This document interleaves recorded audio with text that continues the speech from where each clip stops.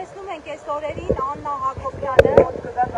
ընդդեմ բռնության տարբեր տեսաուղերձներ է հղում։ Հիմա այս բռնությանը երբևէ կանդրադառնաս ձեզ աղջկա երեխայի անչափահասի նկատմամբ։ Տեսեք, ես իհարկե իր հետևորդը չեմ, չգիտեմ նա ինչով է զբաղված, բայց այնուամենայնիվ այն ինչ որ կատարվում է այսօր Հայաստանի Հանրապետությունում, մասնավորապես իրավապահ համակարգի նախաձեռնությունները եւ Հայաստանի Հանրապետության դատարանների կողմից արձակված որոշումները,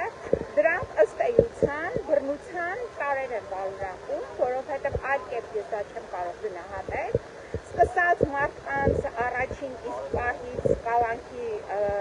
տակ վերցնելուց, եւ մենք տեսնում ենք, որ դրա կարիքը բացարձակապես չկա, բայց քաղաքացիների նկատմամբ գործադրում են բռնություն եւ տղամարդկանց նկատմամբ գործադրված բռնությունը նրանց կալանավորելուց դա ըստ էության տեղի է ունենում հենց ընտանիքներում, որովհետեւ տեսնում ենք, որ լուք են գործում բնակարաններ, ընտանիքներ եւ հենց երեխաների կանանց առջեւ այդ բռնությունը գործադրվում է։ Սա հենց նույն այդ ընտանեկան բռնության եթե մենք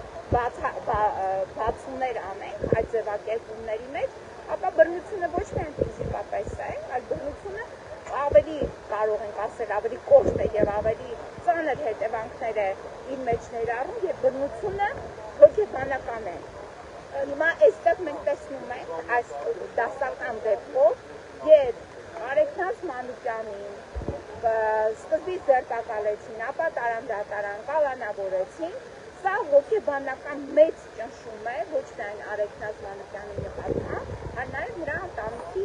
անդամների նկատմամբ, այսինքն ըստ էության սա ընտանեկան բռնության մի ձև է, որովհետեւ այլ կերպ ես չեմ կարող սա գնահատել, ինչպես որ օրինակ Արեգնաց Մանուկյանը ունի տարեց մայր,